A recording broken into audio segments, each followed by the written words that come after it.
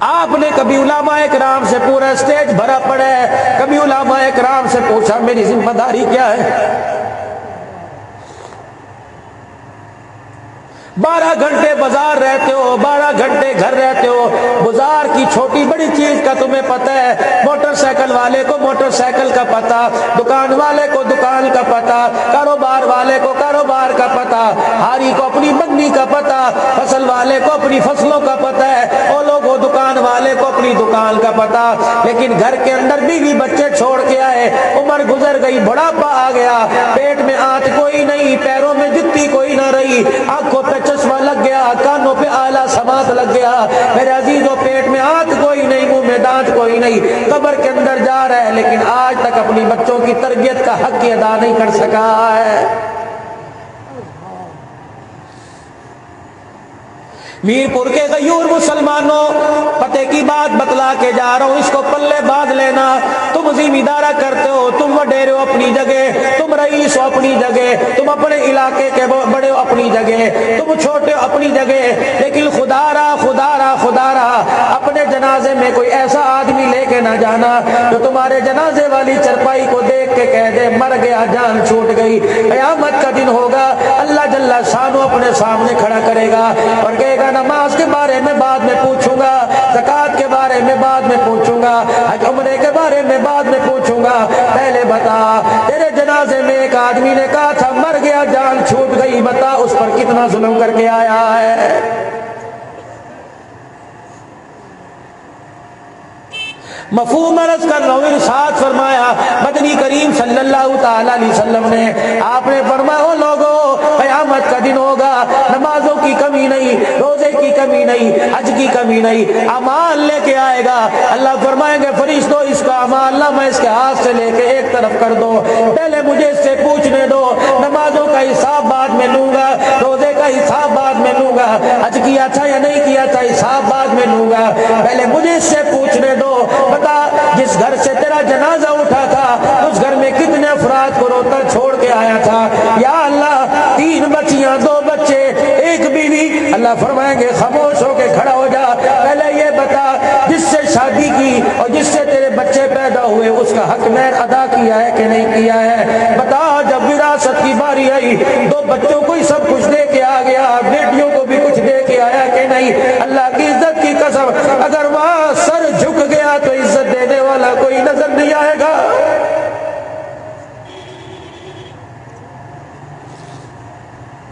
ہم تو سندھ کو رویا کرتے تھے، پنجاب کے اندر بھی یہ بیماری عام ہو گئی، اور لوگوں اللہ اکبر اپنا پیسہ اپنا مال کتوں کو کھلاتے ہیں، بیٹیوں کو روتا چھوڑ کے روتا ہوا گھروں سے نکال دیا کرتے ہیں۔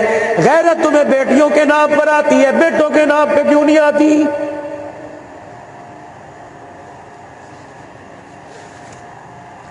کوئی محلے دار نہیں چھوڑی، کوئی علاقے والی نہیں چھوڑی، پتر ہے جوان ہے، بیٹی نے یوں آنکھ اٹھا کے دیکھ لیا، سینے میں گولی اتار دی، اور تم نے مرنا ہے میں نے بھی مرنا ہے، خدا پاک کی قسم ہے بیٹا اللہ کی نعمت ہے، بیٹی اللہ کی رحمت ہے۔ علماء اکرام سے پوچھ لو قیامت کے دن نعمتوں کے بارے میں سوال کیا جائے گا، رحمتوں کے بارے میں سوال نہیں کیا جائے گا۔ ارشاد فرمایا مدنی کریم صلی اللہ تعالی علیہ وسلم نے، اللہ اکبر، جس کے گھر میں بیٹی پیدا ہوتی ہے اس کا گھر والا راضی ہو یا ناراض ہو، ساس سسر راضی ہو یا ناراض ہو، رشتہ دار راضی ہو یا ناراض ہو، جس کے گھر بیٹی پیدا ہوتی ہے فرشتہ دروازے پر آ کر کھڑا ہو کے مسکرانے لگ جاتا ہے، ماں باپ سے کہتا ہے مبارک ہو تمہارے گھر میں بیٹی پیدا ہوئی، اللہ کا سلام آیا ہے، روزے سے حضور کی مبارکباد آئی ہے۔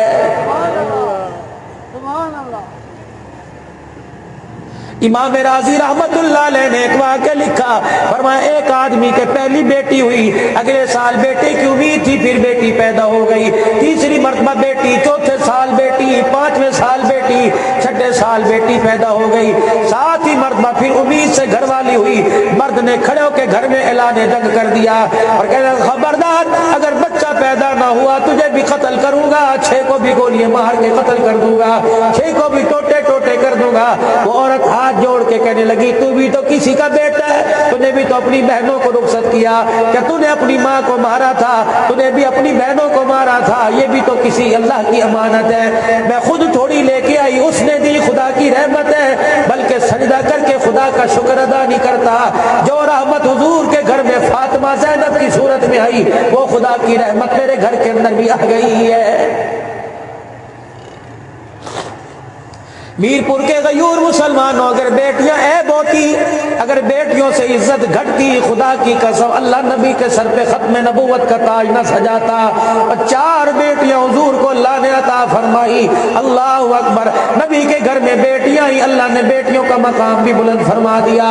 وہ کہنے لگا 7ویں بیٹی ہوئی تو میں گلا کاٹ دوں گا۔ وہ عورت مصلی پر بیٹھ گئی، کہنے لگی اللہ اگر 7ویں بیٹی ہے تو پیٹ میں اسے مار دے اور مجھے مار دے، اللہ میں ان کو کہاں لے کے جاؤں۔ وہ وارننگ دے کے چلا گیا۔ شام کو گھر آیا، پیار سے سمجھانے لگی، دیکھ ایسی بات نہیں کرتے، میں تو پہلے 6 بچے پیدا کر کے مر گئی، کمزور ہو گئی، یہ 7ویں اگر بیٹی آ گئی تو کیا کرے گا؟ ہم تیرے سے خرچہ نہیں مانگیں گے، تیرے سے روٹی نہیں مانگیں گے، میں برتن مانج مانج کے اپنے بچوں کا گزارا کر لوں گی، خدا کے واسطے میرے پہ ایسا ظلم نہ کر۔ پیروں کے ٹھڈوں سے اپنی بیوی کو مارنے لگ گیا۔ رات کو بیوی بستر پہ سوئی، اور جس کی کوئی نہیں سنتا اس کی خدا سنتا ہے۔ رات کو کروٹ بدل کے لیانے پر تکیے پر سنک کے رو کے کہنے لگی اللہ جاؤں تو جاؤں کہاں؟ اگر تیرے در سے بھی اللہ انصاف نہ ملا تو میں 6 بیٹیوں کو لے کے کہاں جاؤں گی؟ فرمایا اسی کمرے میں غیب سے آواز آئی پریشان نہ ہو، ذرا اس کو آنے دے، آج میں اس پر اپنی خدائی نہ دکھا دوں تو مجھے اپنا خدا نہ کہنا۔ شوہر رات کے وقت گھر میں کروٹ بدل کے سو گیا، اللہ اکبر۔ تھوڑی دیر بعد چیخے مارتا ہوا، چگاڑے مارتا ہوا اٹھا۔ بیوی کہنے لگی ہائے میں مر جاواں، خیر ہوئے کیا بات ہے؟ کہنے لگا جلدی کر، جھولی پھیلا، اور میں بھی اپنا دامن پھیلا کے دعا کرتا ہوں اللہ مجھے بیٹا بھی چاہیے، 7ویں بھی اپنے خزانے سے بیٹی عطا فرما دے۔ وہ کہنے لگی تو 6 کو قبول نہیں کرتا، 7ویں کو کیسے قبول کر رہا ہے؟ کہنے لگا تجھے کیا پتا، تیرے پیٹ پہ ٹھڈے مار کے جب میں رات کو بستر پہ لیٹا، خواب میں میں نے میدان محشر کا منظر دیکھا، فرشتوں نے مجھے بالوں سے پکڑا، جہنم کے دروازے کی طرف لے کے جانے لگے۔ اللہ جل شانہ نے فرمایا روکنا نہ، اسے جہنم کے اندر ڈال دو۔ جب جہنم کے دروازے پر مجھے فرشتے لے کے گئے، پہلا دروازہ جہنم کا کھولا تو یہ 6 سال کی میری بیٹی جہنم کے دروازے پہ بائیں کھول کے کھڑی تھی، کہہ رہی تھی اللہ مجھے جہنم میں ڈال دے، میرے باپ کو کچھ نہ کہنا۔ 5واں دروازہ کھولا تو 5ویں بیٹی، چوتھا کھولا تو 4 سال کی، تیسرا کھولا 3 سال کی، دوسرا دروازہ کھولا 2 سال کی، یعنی جب 6واں دروازہ کھولا یہ بچی جس نے آج تک مجھے ابا نہیں کہا، یہ اپنے ننھے ننھے ہاتھ پھیلا کے کھڑی تھی۔ یا اللہ اگر تو جہنم میں ڈالنا چاہتا ہے ہمارے باپ کی جگہ ہم 6 بہنوں کو ڈال دے، ہم کچھ نہیں کہیں گے۔ یا اللہ ہمارے باپ کو بچا لے۔ جب 7ویں دروازے پر فرشتے مجھے لے کے گئے، 7واں دروازہ خالی تھا، فرشتوں نے جب مجھے پھینکنے کی کوشش کی تو میری آنکھ کھل گئی، مجھے پتہ لگ گیا بیٹیاں پریشانی کا باعث نہیں ہوتی بلکہ جہنم کے آزادی کا وارث ہوتی ہے۔ من دق الباب، کون دروازے پر؟ انا محمد الرسول اللہ صلی اللہ علیہ وآلہ وسلم۔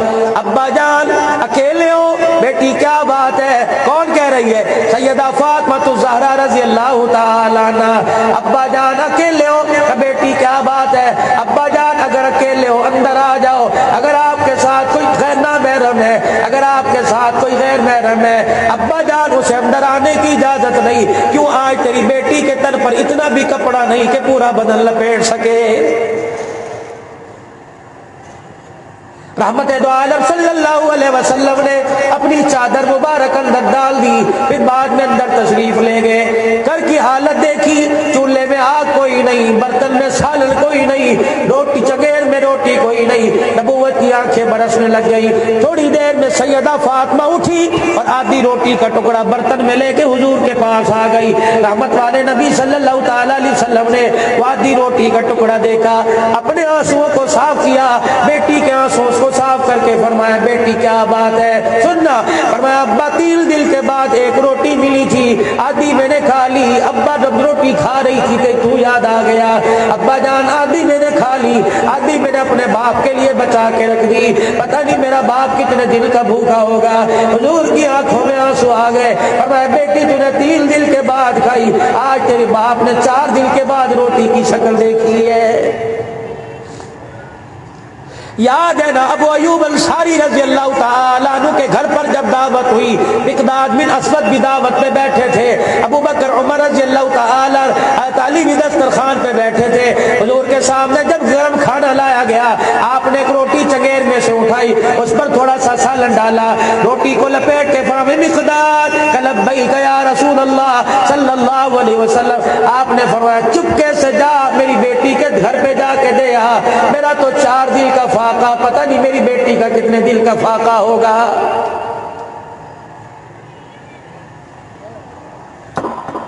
حضور علیہ السلام غزوے سے واپس تشریف لائے. حضرت علی رضی اللہ تعالیٰ عنہ نے سیدہ فاطمہ الزہرا رضی اللہ عنہا کو ایک سونے کا ہار بنا کے دیا, حضرت حسن حسین کو چاندی کے کنگن بنا کے دیے.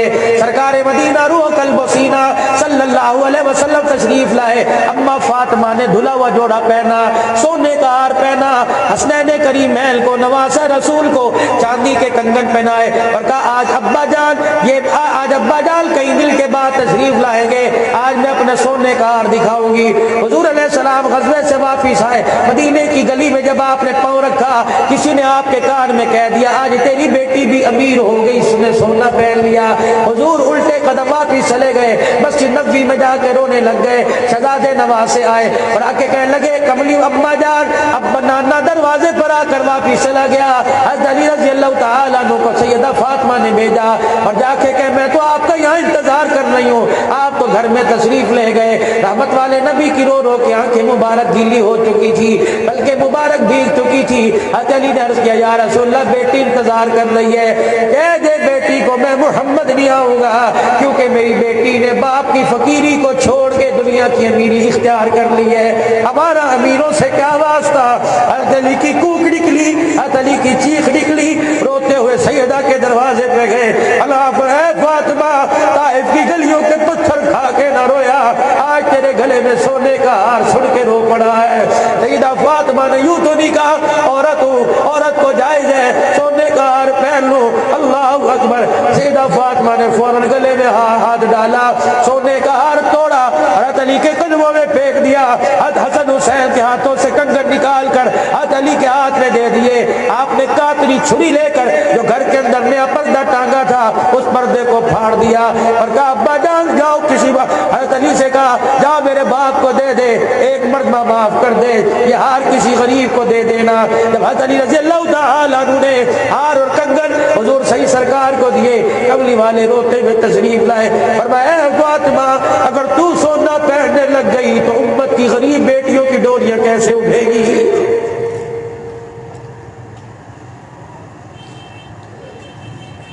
میں کس کی مثال دوں گا اگر تو نے سونے پہننے شروع کر دیے. اگر میری بیٹی تیرے گلے میں سونے کا ہار رہا تو کئی بچیاں طلاق لے کے باپ کا منہ کالا کر کے گھر میں بیٹھ جائے گی کہ میرے شوہر نے مجھے سونے کی چیز بنا کے نہیں دی.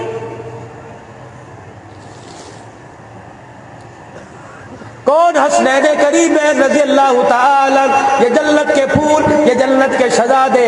ماں فاطمہ کی گود میں حسین دودھ پیتا ہوا نظر آیا, ماں نے قرآن سنایا. سیدنا حسین رضی اللہ تعالی دودھ پی رہے, ماں نے قرآن کی لوریاں دیتے. اور میرے عزیزوں میرپور بڑوں کے نوجوانوں اپنے گھر میں جا کے دیکھو, کونے کونے سے گانے کی آواز ہے, کہیں سے تمہیں قرآن کی آواز آ رہی کہ نہیں. ایمانداری سے بتانا کتنا عرصہ ہو گیا تمہارے گھر سے کسی نے قرآن کھول کے دیکھا ہو, کتنا عرصہ ہو گیا تمہارے گھر سے ٹی وی میں گانے کی آواز تو ہے, فلموں کی آواز تو آ رہی ہے, ڈراموں کی آواز تو آ رہی ہے. معذرت کے ساتھ عرض کروں گا, آپ علیہ السلام نے فرمایا اپنے گھروں کو خوبصورت بناؤ, قرآن کی تلاوت سے اور نماز کے سجدوں سے مجھے ایمانداری سے بتاؤ بے ایمانی نظر آ رہی ہے، قرآن کی تلاوت نظر نہیں آ رہی؟ ذمہ داری سے عرض کر رہا ہوں، جمال الدین کے بیٹے نے عبد فتح نے جامعہ حیدریہ کے اندر اللہ اکبر قرآن پاک حفظ کیا، ان آنکھوں نے فرشتوں کو پیر پربروں کے بازار میں آتے دیکھا۔ میں نے کہا کیا ہوا؟ کہ کئی دل کے بعد ایک حافظ کے سر پہ دستار سجی ہے، اللہ اکبر، گانے کی وجہ سے، گالی کی وجہ سے، زنا کے اڈوں کی آبادی کی وجہ سے فرشتوں نے شہروں میں آنا چھوڑ دیا، آج قرآن کا حافظ بنا۔ آج استاد کو اور حافظ کو اور حافظ کے والد کو آسمان سے فرشتے زمین پر مبارکباد دینے کے لیے آئے ہیں۔ مفید مشورہ دے کے جاؤں گا، بات پلے باندھ لینا، اپنے بعد اپنی نسل میں کوئی ایک قرآن والا پیدا کر دینا اور بے فکر ہو کے مر جانا۔ قبر ایسے لگے گی جیسے ایئر کنڈیشن کمرہ ہوتا ہے، اگر سب بچوں کو دکانداری کے اوپر ڈال کر چلے گئے تو میرے عزیزوں پھر ذرا سوچ سمجھ کے مرنا۔ خدا کی قسم، قبر جنت کا باغ بنے گا یا جہنم کا گڑھا بنے گا؟ سیدہ فاطمہ رضی اللہ تعالی عنہا نے اپنے گھر کے اندر فاقوں میں زندگی گزار کر، کپڑے کی تنگی برداشت کر کر ایسا جوان تیار کیا جسے شہید کربلا کہتے ہیں، جسے جنتی جوانوں کا سردار کہتے ہیں۔ کیا وہ منظر ہوگا جب سیدنا حسین رضی اللہ تعالی فاطمہ کی گود میں قرآن سن کے دودھ پی رہا ہوگا، ماں نے قرآن پڑھتے پڑھتے بیٹے کے چہرے کو دیکھا ہوگا اور کہا ہوگا بیٹا اس کھیر کی، اس گود کی، اس لوری کی، اس قرآن کی تلاوت کی کیا قیمت ادا کرے گا؟ حضرت حسین نے بھی ماں کو روتے ہوئے مسکرا کے دکھا دیا ہوگا، کہا ہوگا اماں ننھے ننھے ہاتھوں سے تیرے آنسو صاف کر کے وعدہ کرتا ہوں، جو قرآن تو نے مجھے گود میں سنایا وہ قرآن کربلا میں نیزے کی نوک میں سناؤں گا۔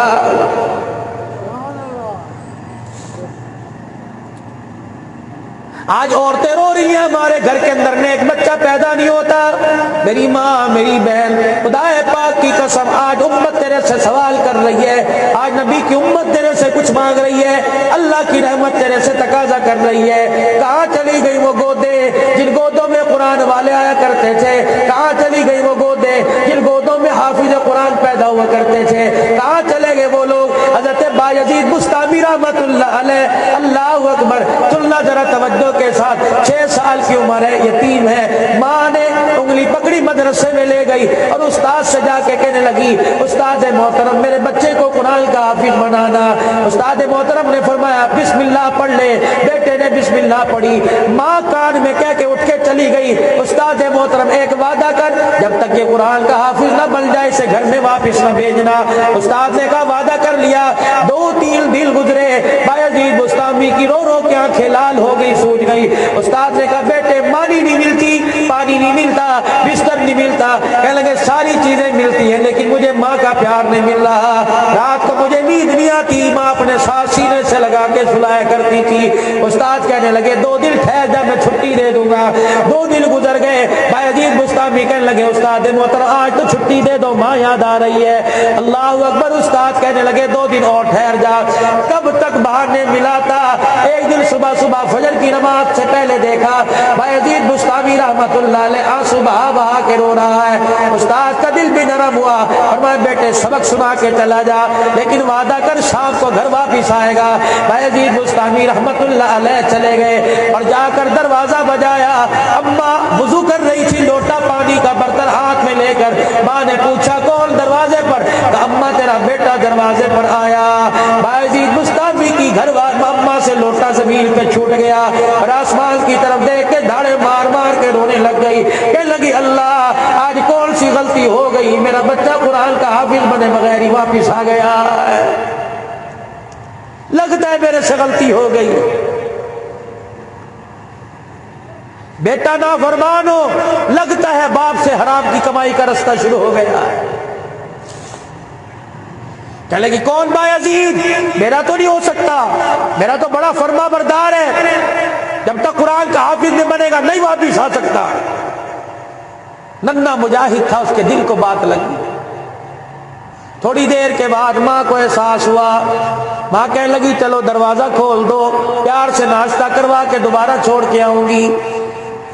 اس امید سے ماں نے دروازہ کھولا، ماتھے پہ پیار کروں گی، منہ پہ پیار کروں گی۔ ماں نے دروازہ کھول کے باہر چھاتی ماری، جھانکی، دیکھا بایزید بستامی نظر کوئی نہیں آیا۔ بایزید کہاں چلا گیا، کہاں چلا گیا؟ ماں کا کلیجہ منہ کو آیا جب ماں نے رو کے دکھایا بایزید کہاں چلا گیا؟ گلی کے کونے سے بایزید نے یوں کر کے جھانک کے دیکھا کہ اماں دیکھ لیا، دکھا دیا۔ اماں السلام علیکم، وہ آ جا روٹی کھا کے چلا جا۔ اماں اب تیرا وعدہ پورا کروں گا، اماں جب تک قرآن کا حافظ نہ بن گیا میری ماں میں تجھے شکل نہیں دکھاؤں گا۔ چھوڑ کے چلو۔ کہاں سے لاؤں وہ نوجوان جو ماں باپ کی امیدوں پہ پورا اترتے ہیں؟ گونگے ہو گئے تمہارے باپ نوجوانوں، تم نے چائے کے ہوٹلوں پر اپنی زندگی کو آوارہ ہی گزار دیا۔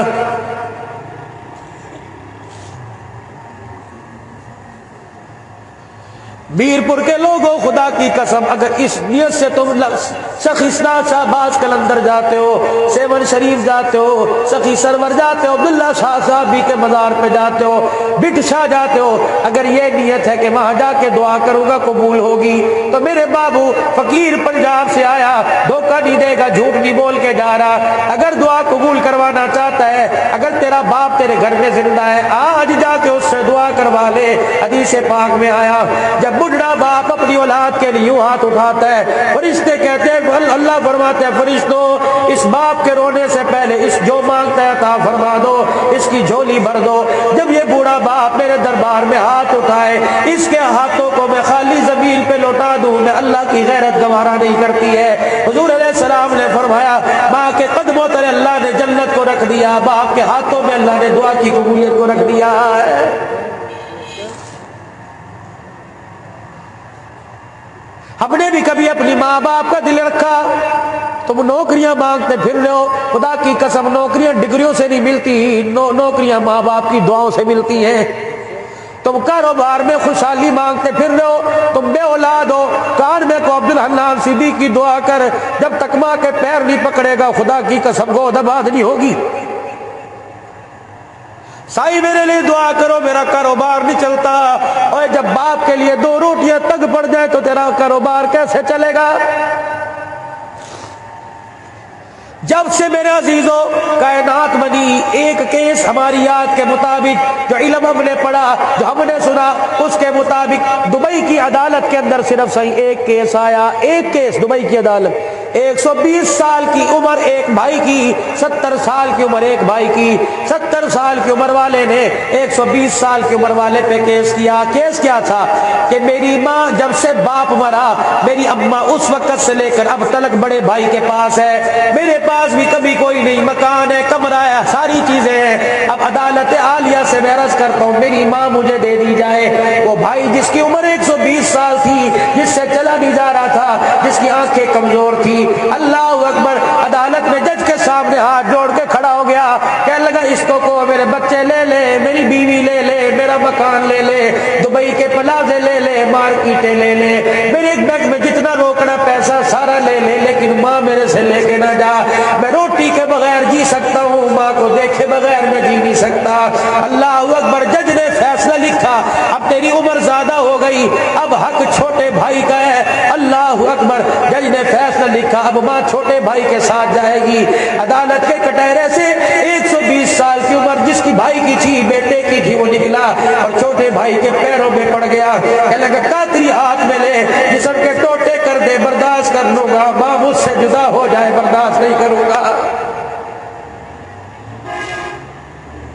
جاؤ اپنے گھر میں جا کے پوچھو تو صحیح اماں میری جوانی سے تو خوش ہے کہ نہیں؟ جاؤ بھیڑی دھی سے پوچھو میری بہنوں تمہیں اپنے جوان بھائی پہ مان ہے کہ نہیں؟ لوگ پوچھتے قیامت کب آئے گی جب جوان بیٹیاں جھولی پھیلا کے کہے یا اللہ ان جوان بھائیوں سے تو بہتر تھا اللہ میں موت عطا کرتا۔ خدا کی قسم سمجھ لو کسی وقت بھی قیامت آ جائے گی۔ جب 4 بچے 4 بیٹے ایک باپ کو 2 روٹیوں پہ تنگ کرے اور باپ سارا دن کروٹ بدل کے روتا رہے، سمجھ لو کیا پتا اگلے دن کا سورج دیکھنا نصیب ہو کہ نہ ہو۔ اب تو لوگ تعارف کراتے ہیں سائی پاگل ہے، دیوانی ہے، اس کی باتوں کا برا نہ منانا، شرم کر، اس دیوانی پاگل کو تو سنبھال لے گا۔ خدا کی قسم جس کو جب تجھے پاگل کر دیا لوگ تجھے روڈوں پہ پتھر ماریں گے، بچانے والا کوئی نہیں ہوگا۔ بزرگوں میں ایک بزرگ گزرے، مجھے آپ کی عصر کی نماز کا خیال ہے، بزرگوں میں ایک بزرگ گزرے، مولانا عبد الشکور صاحب دیر پوری رحمت اللہ علیہ۔ اللہ اکبر میرے عزیزو، ہمارے پنجاب میں ایک علاقہ ہے چیچا وطنی سائیوال کے پاس ایک علاقہ ہے، مولانا عبد الشکور دیر پوری رحمت اللہ علیہ بس اسٹینڈ پر کھڑے تھے، اپنی سواری کا انتظار کر رہے تھے جہاں انہوں نے جانا تھا۔ ایک فقیر، ایک بھکاری، ایک گداگر، اس نے مولانا عبد الشکور دیر پوری کی تہمت کو آپ کی لگی کا کونا پکڑا، یوں کھینچا۔ پیر عبد الشکور دیر پوری رحمت اللہ علیہ نے فقیر کی طرف دیکھا، کیا ہے؟ خیرات مانگتا ہے، لے لے۔ انہوں نے کہا خیرات نہیں مانگتا، میں تیرے سے اللہ اکبر رحم کی اپیل مانگتا ہوں، کوئی مجھے دعا بتا میرا درد کم ہو جائے۔ عبد الشکور دیر پوری رحمت اللہ علیہ نے پوچھا کیا درد ہے؟ اس نے اپنی ٹانگ سے کپڑا ہٹایا اور کپڑا ہٹا کر زخموں کو دکھایا، زخموں میں کیڑے چل رہے تھے۔ پھر عبد الشکور دیر پوری رحمت اللہ علیہ نے پوچھا یہ کون سی بیماری ہے؟ کہنے لگا بیماری کا تو مجھے پتا نہیں، یہ میری ماں کی بد دعا ہے۔ ماں کی بد دعا؟ انہوں نے کہا چڑھتی جوانی تھی، قدم قدم پہ شراب کے جام ملا کرتے تھے، لوگ کہتے تھے آ جا تیرا غم ٹھنڈا ہو جائے گا، 2-4 گھونٹ پی کے چلا جا۔ مجھے فلمیں دیکھنے کی عادت تھی، رات کو جب بھی گھر جاتا سب سو جاتے، ماں دروازے پہ بیٹھ کے تسبیح پڑھ پڑھ کے میرے لیے دعائیں کرتی رہتی۔ ایک دن میں گھر گیا، نشے میں تھا، میری ماں نے مجھے گریبان سے پکڑا، کہنے لگی ظالم کب تک بڈھڑی کو ستاتا رہے گا۔ مجھے غصہ آیا، میں نے زوردار تماچا ماں کے منہ پر مار دیا، 4 فٹ دور جا کے گری۔ اللہ اکبر رو کے کہنے لگی اللہ اب تو اٹھا لے، اب تو بچوں نے تھپڑ مار دیے۔ ہر گھر کے اندر یہ عذاب ہے کہ جھڑکیوں کے تھپڑ پڑ رہے ہیں، کبھی روٹیوں کے تانوں کے تھپڑ پڑ رہے ہیں، کبھی کہتے صابن مہنگا ہو گیا تو کپڑے روزانہ بدلتی ہے، کبھی یہ تھپڑ پڑ رہے ہیں۔ کہنے لگے مولانا ماں اللہ اکبر سوئی، اللہ اکبر بستر پہ جا کے لیٹ گئی، میرے دل میں خیال آیا اب غصے میں ہوگی، صبح اٹھ کے پیر پکڑوں گا۔ جب صبح ہوئی نشہ میرا اتر گیا، میں نے ماں کے جا کے پیر پکڑ کے ہلایا، میری بیوی کہنے لگی کس کے پیر ہلا رہا ہے؟ وہ تو رات سب کو جدا، سب سے جدا ہو کے چلی گئی، جاتے ہوئے ایک بات کہہ کے گئی، یا اللہ جس بچے نے میرے منہ پر تھپڑ مارے اللہ اسے میرے جنازے کا کندھا نصیب نہ ہو۔ اللہ کہ لگا عبد الشکور دین پوری رحمت اللہ علیہ تجھے کیا بتلاؤں، میں ماں کو دفنا کے آیا، بیوی ناراض ہو کے چلی گئی، بچے نہ رہے، مکان کو آگ لگ گئی، کاروبار سارا ختم ہو گیا، پیر کے انگوٹھے پہ دانا نکلا تھا، اتنا بڑا زخم بڑھ گیا۔ میں یہ نہیں کہتا بتا درد کم ہو یا زیادہ، مجھے یہ بتا دنیا کا یہ عذاب ہے، مرنے کے بعد کیا عذاب ہوگا۔ آج اس سیرت النبی کانفرنس میں آئے ہوئے نوجوانوں تمہیں عرض کر کے جاؤں گا، خدا کے واسطے رشتہ داری کا خیال کیا کرو۔ بہن بھائی اللہ کی نعمت ہے، ماں باپ اللہ کی رحمت ہے، ان رحمتوں اور نعمتوں کا سوال کرو۔ دنیا کی چیزیں تمہیں مارکیٹوں میں مل جائیں گی، بھائی قبر میں چلا گیا، بہن قبر میں چلی گئی، دھکے کھاؤ گے، خدا کی قسم مخلص پیار کہیں نہیں ملے گا۔ ماں باپ کی نعمت 3 چیزیں، اور میں رات بھی ایک جگہ عرض کر رہا تھا 3 چیزیں تمہیں میرپور میں، پھل میں، تمہیں شکارپور میں، تمہیں سکھر جگ باباد میں 3 چیزیں ملے، خریدنے میں جب دیر نہ کرنا۔ وہ 3 چیزیں بوڑھوں کو جوانی مل جائے دیر نہ کرنا، اور عزیزوں جن کا حسن ختم ہو گیا انہیں حسن مل جائے دیر نہ کرنا۔ تیسری قیمتی چیز ہے اگر ماں باپ مرنے کے بعد کسی بازار میں ماں باپ کا پیار مل جائے تو خریدنے میں دیر نہ کرنا۔ خدا کی قسم ہر نعمت خدا کی مل جائے گی، ماں باپ قبر میں جانے کے بعد ان کا پیار قیامت تک نہیں مل سکتا ہے۔ آج میرے عزیزوں نیت کرو اللہ کے دربار میں اپنے گناہوں کی معافی مانگتے ہوئے، یقین جانو نہ میرے قبر میں تمہاری کام آنا ہے، نہ میرے عزیزوں تمہارے ماں باپ میں کام آنا ہے۔ یہ بھی اپنے ذہنوں سے غلط بات نکال دو، سرکار قبر میں آئیں گے اور کہہ دیں گے چھوڑ دو یہ میرا ہے۔ اگر سرکار میری قبر میں آئے تو حسین کو کربلا میں جا کر گردن کیوں کٹانے کی ضرورت تھی؟ اگر سرکار میری قبر میں آئیں گے تو بلال کو انگاروں پہ لیٹ کے قرآن سنانے کی کیا ضرورت تھی؟ اگر سرکار میری قبر میں آئیں گے تو زنیرہ عیسیٰ کو مکے کی گلیوں میں نیزے آنکھوں میں لگوا کر آنکھیں نکلوانے کی کیا ضرورت تھی؟ اگر سرکار نے خبر میں آنا ہے تو سمیہ کی شرمگاہ پہ برچھی مار کے اس کے ٹکڑے کروانے کی کیا ضرورت تھی؟ ہاں سرکار آئیں گے، بلال کے پاس آئیں گے، سرکار آئیں گے، حسین کے پاس آئیں گے۔ خدا پاک کی قسم ہے اسی گھر کے اندر سرکار کی محبت آتی ہے، اللہ کی رحمت آتی ہے۔ جو گھر نئی اعمال کی برکت سے گھر جنت نظر آتا ہے، جس کے اندر سنت پر عمل کیا جاتا ہے، قرآن کریم کے احکامات پر عمل کیا جاتا ہے۔ میرے عزیزوں، میرپور کے غیور مسلمانوں، آج ہمارے پاس خدا کی قسم کسی چیز کی کمی نہیں۔ اگر کمی ہے تو اللہ کی محبت اور رسول اللہ صلی اللہ علیہ وسلم کی محبت کی کمی ہے۔ آج میرے عزیزوں، دنیا کی محبتیں نکال کر اللہ اس کی رسول کی محبت کا وعدہ کرو، اور سارا مجمع 3 مرتبہ اللہ کے دربار میں بلند آواز سے اعلان کر کے کہہ دے، یا اللہ میری توبہ، چاہو یا اللہ میری توبہ، یا اللہ میری توبہ، یا اللہ میری توبہ۔ حدیث پاک میں آیا جب اللہ زبان سے کہتا ہے اللہ معاف کر دے تو عرش والا آسمانوں پر معاف فرما دیتا ہے۔ ایک عمل، آخری بات دعا کرواؤ، ابھی ظہر کی نماز پڑھی، عصر کی نماز پڑھیں گے، اپنی طرف سے تو اس امید سے پڑھیں گے قبول ہو جائے گی، لیکن اس کی مرضی قبول کرے یا منہ پر مار دے۔ صدقہ خیرات کیا، قبول ہو یا منہ پر مار دے۔ روزہ نماز انسان قبولیت کی نیت سے پڑھتا ہے، اس کی مرضی قبول کرے یا منہ پر مار دے، لیکن ایک عمل کی قرآن گارنٹی دے رہا ہے، ایک عمل کی کملی والا گارنٹی دے رہا ہے۔ کون سا عمل؟ الا من تاب وآمن وعمل صالحا وعمل عملا صالحا فاولئک یبدل اللہ سیئاتہم حسنات۔ فرمایا ایک عمل اللہ کے دربار میں گارنٹیڈ شدہ ہے، وہ عمل کیا ہے؟ جب بندہ اپنے گناہوں کی معافی مانگتا ہے، اللہ جل شانہ بعض مرتبہ معاف کر دیتا ہے، بعض مرتبہ اللہ معاف بھی کر دیتا ہے اور گناہوں کو نیکیوں کے اندر بھی تبدیل فرما دیتا ہے۔ دنیا کے عیبوں سے نظر ہٹا، اپنے عیبوں پہ نظر جما کے کہہ دے یا اللہ میری توبہ، پھر کہہ دو یا اللہ میری توبہ۔ اپنوں کا خیال، پرایوں کا خیال، کلمہ اس نبی کا پڑھا جو دشمنوں کو بھی دعا دے کے گیا، کلمہ اس نبی کا پڑھ کر لوگ بھائیوں کے گلے پہ چھریاں چلا رہے ہیں، پھر کہہ دو یا اللہ میری توبہ۔ سنت رسول کو چہرے پہ سجائیں گے، قبلی والے کا شان سنیں گے بھی اپنائیں گے، پیغام نبوت سنیں گے سنائیں گے، سارے عالم کے اندر اس پیغام نبوت کو لے کے جائیں گے۔ کہہ دو انشاءاللہ اپنے گھروں کو قرآن اور جماعت سے، قرآن کی تلاوت سے اور نماز کے سجدوں سے اپنے گھر کو خوبصورت بنائیں گے۔ کہہ دیجیے انشاءاللہ بے پردگی سے بچیں گے، گناہوں والی زندگی سے بچیں گے، نفرتوں والی زندگی سے بچیں گے، پیار کا درس دیں گے۔